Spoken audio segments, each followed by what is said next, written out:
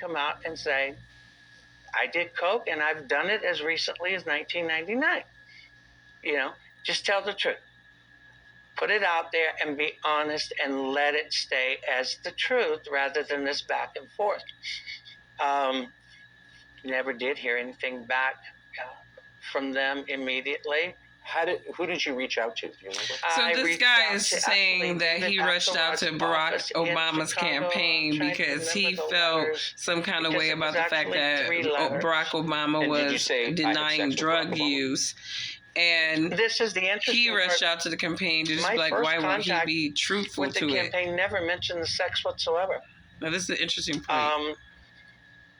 That was actually brought to my attention by someone who eventually reached out to me in late 2007, claiming to be with the campaign, but wasn't with the campaign. What do you mean that was pointed out to you? So you never told anyone in the Obama campaign you had sex with Barack Obama? Not in 2007, no. Interesting. So but they knew? Yep. They knew.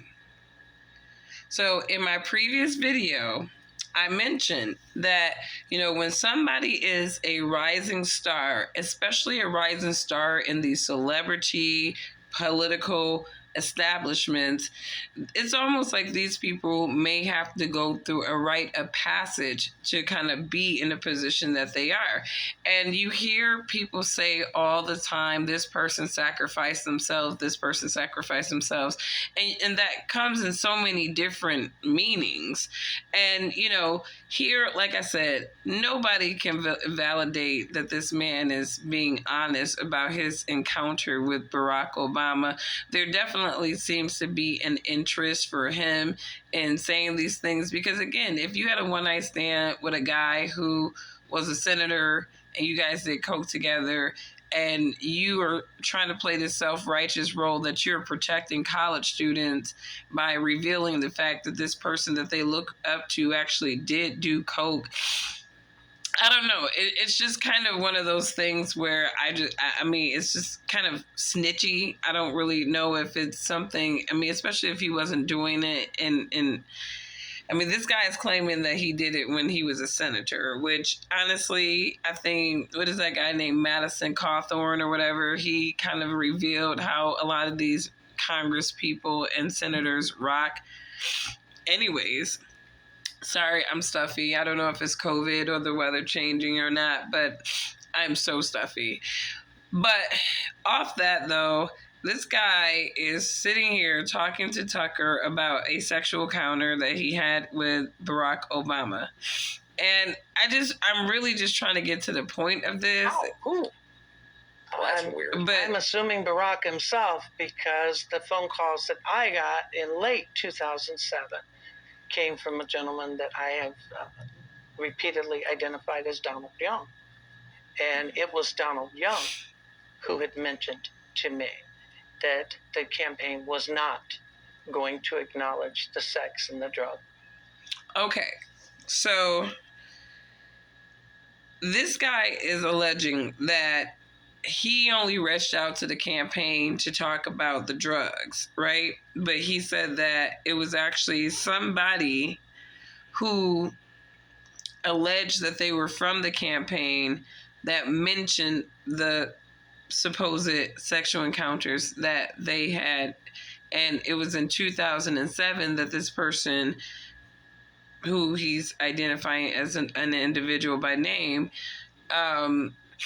said that they weren't going to mention the sex and the drugs. So, again, was Barack Obama put in this situation because he was a rising star? If he didn't play ball, they might have had this kind of encounter on him. Was he manipulated in some way? It's the whole situation is kind of suspect, because I can look at what this man is saying and look at him and say, you could have been a pawn in a chess game to get leverage on Barack Obama for a later time to use it against him. Because there was too many people like Joan Rivers, for example, talking about, oh, we know that he's gay, right? And again, the man's sexual preference really isn't a big deal. And if people have a problem with the fact that he's denying it or maybe he's struggled with it, I mean, I still don't really understand where they're going with this. So I'm going to keep watching Tucker right now and see. Interaction. And I was somewhat taken back because, like I said, I had never mentioned sex to the campaign at all at that point. I had in 2008, but I had not in 2008. Okay, that is amazing, and I want to get to who Donald Young was in just a minute. But I apologize for being a bad interviewer. But let me just ask the obvious question: was what was Obama like on crack? Actually, and I hate to say this because some people are going to think I'm really crazy. I knew a lot of people that smoked it because I was in Miami in the early 80s when it became quite popular. Similar to a friend of mine that I knew in Miami, gets extremely high, calm, almost euphoric. And then as it starts to come down, you know, the twitching and the looking, anything that looks white sitting on the seat or the floor, you assume is another piece that fell off. He's tweaking. You know, you can pick up and smell. So basically he's saying that Tucker wants to know what was Obama like on crack, okay? Like, he was tweaking. He was probably on that crazy stuff. I've never tried crack, never will. I hear that is actually the real gateway drug.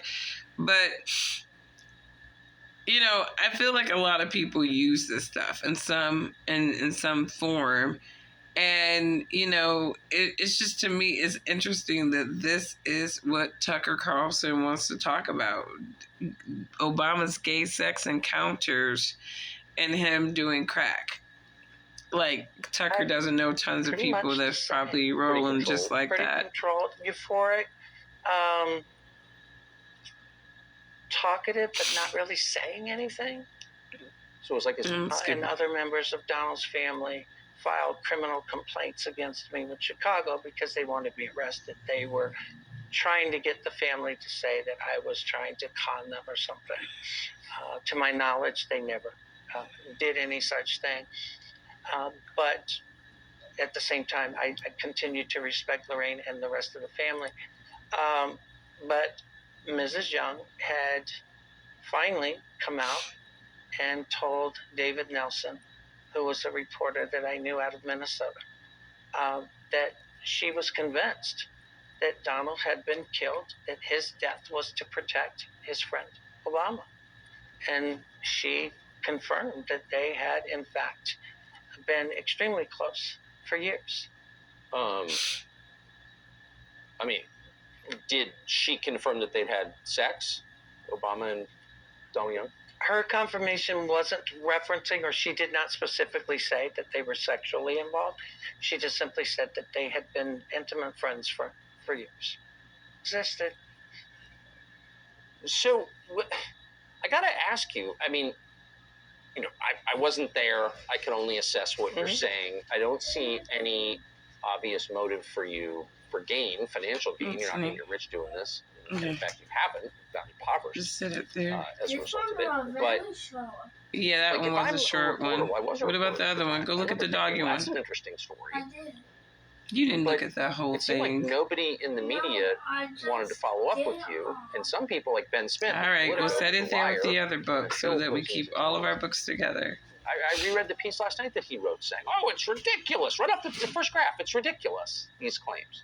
Well, I think I have an answer for why a lot of reporters did not want to follow up. And I think it would have something to do with what David Axelrod told a old Chicago Sun-Times reporter, or no, a Chicago Tribune reporter, John Crutzen. Axelrod had been a reporter in Chicago before he went into politics. Well, John Crutzen worked for the Chicago Tribune. And John Crutzen actually came to Duluth, Minnesota and sat down with me and talked with me. And John Crutzen had told me point blank that before he had flown out, that he had spoken to Axelrod, and that Axelrod had told him that they were aware of who I was and that it was their intentions to destroy me, and that if any reporter had mentioned me to them, they would be completely cut off, and that outlet would be completely cut off from access to the Obama campaign for the duration of the year. So I think that had a lot to do with why reporters didn't bring things. All right, so again, lots of effort to suppress Obama being involved in homosexual activities, allegedly.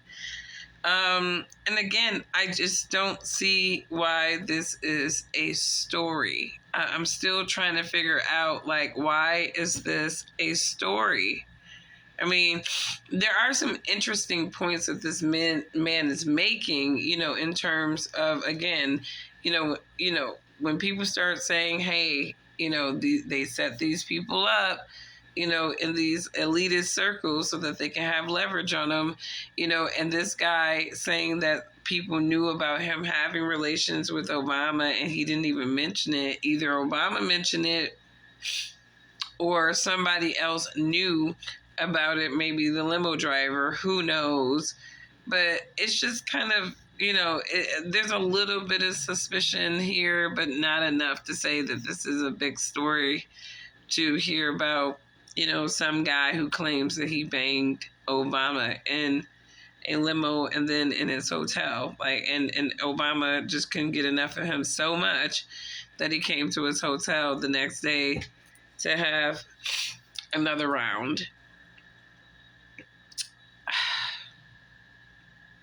I don't know. I'm just so not convinced this is the best story that Tucker could have followed. You know what I mean? I don't know. I just it's creepy. The guy looks like he's been using crack forever, right? He looks like he's been using crack forever. And to me, when you use certain controlled substances forever, I just don't know if you can really trust the accounts of people. You know what I mean? I mean, he could have been on some trip, right? And saw Barack Obama, thought maybe he was handsome. I mean, I don't know. I feel like this was a waste of Tucker's time.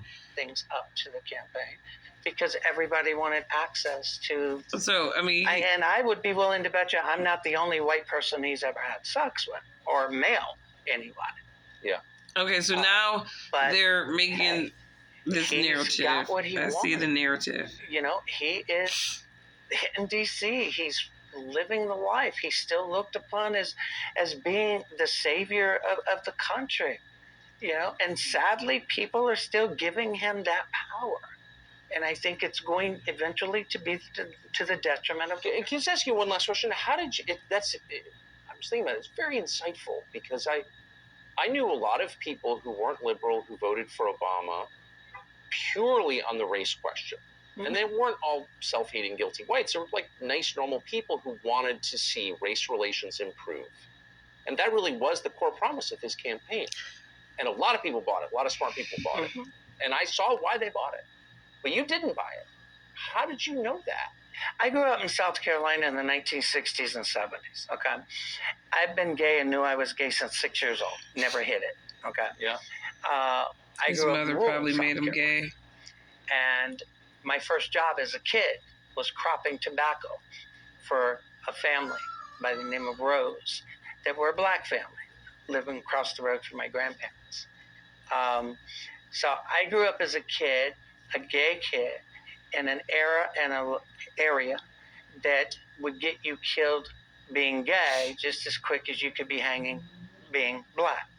So I actually knew the other side of the track before I knew that I was supposed to act like I was above this or above that. I've watched it my whole life. I know when someone plays, when it comes to acting like they're one way and then in reality they're the biggest racists or bigots alive on both sides. Okay. I knew because he was saying one thing in the campaign, and then if people started to actually listen to what he was saying, remember there was a time when he actually told supporters to show up at a fight with a knife. Okay, so here we are. Tucker is obviously utilizing this platform, in my opinion, to really just vilify Barack Obama. Obviously, Barack Obama is a very much, non-favorable person from the conservative movement. A lot of people believe that he stirred the pot with the racial divisions when he ran, and I think that there's some validity to that claim. And I think what they're doing is setting up the narrative that not only is Barack Obama not the person that he pretends to be, but he is gay, and not only is he gay, he's cheated on his wife with another man that happens to be a white man, whom he has made at least some effort to paint a narrative is a supremacist. So, I think that this whole piece on Obama, it was just kind of like, really, Tucker? I wouldn't have gave that guy a platform, because everything that he's saying is absolutely irrelevant. If you want to state the case that the Obama campaign made a huge effort to suppress the fact that he slept with you and did coke with you, I kind of don't blame them. That's not really a highlight that somebody wants to bring up, when they're trying to run for office, especially if maybe they're not doing those things anymore. And like I said in my last video, I think a lot of people go through phases in their lives where maybe they are curious about sexual relations with other people, of maybe the same sex, the what did they used to call it, bi-curious phase, but maybe he evolved from that. Maybe he decided, what, I this is exactly where I want to be, or maybe he's an undercover homosexual. Regardless, I just don't feel like this story has a lot of flair, and I felt like it wasn't going to go anywhere, and it didn't. So -10 for you, Tucker. That this was just a waste of time. And I'm not even an Obama fan. I don't care for Barack Obama. I do believe he's the modern day beacon for race hustling. He probably kind of took Al Sharpton out of the game for a little bit until they decided that it's too expensive to leverage Obama for these things. So let's go with old Al, who basically lost some coins when Stacey Abrams and some of these other popular race hustlers rose up, and they didn't really need him at the time. But off of that, I think that this was a disappointment. I felt like this was the direction, excuse me, when I tell you, I have been suffering my allergies. It's like when things are growing in Michigan in the spring and when they're dying in the fall, I just, this is me. And I don't know if this is my seasonal allergies or if this is the Rona. If it's the Rona, cool. I'll be done with it in about a week. And I got my antibodies up just by being exposed. But anyways, you guys have a wonderful rest of your week. Happy hump day. And man, I hope Tucker does something better than this. I don't care about Barack Obama being gay. I don't. If you want to create the narrative that him suppressing his gayness was a manipulation to the general public because, he, created a lot of policies that really set the trajectory to where these extreme movements are today, fine, you can if you want to, but I still think that Obama is a puppet and that, this movement was going to pop off whether Obama was gay or straight, and that's just the bottom line. And again, this Larry Sinclair guy, honestly, it's a clout chasing thing for him.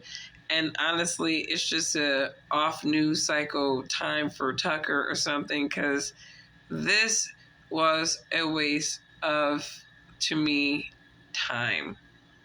But he has 58,000 views on it, so who knows. But I will say that Tucker has had way more views in this duration of time on some of his other content than this. So this may not be his most popular content, or maybe the conservatives who are really obsessed with Barack Obama being gay and his wife being transgender so that they can have little memes and jokes and really hurt their argument on so many other tips. Maybe it's just something they need, so who knows. So have a good one, guys. Bye.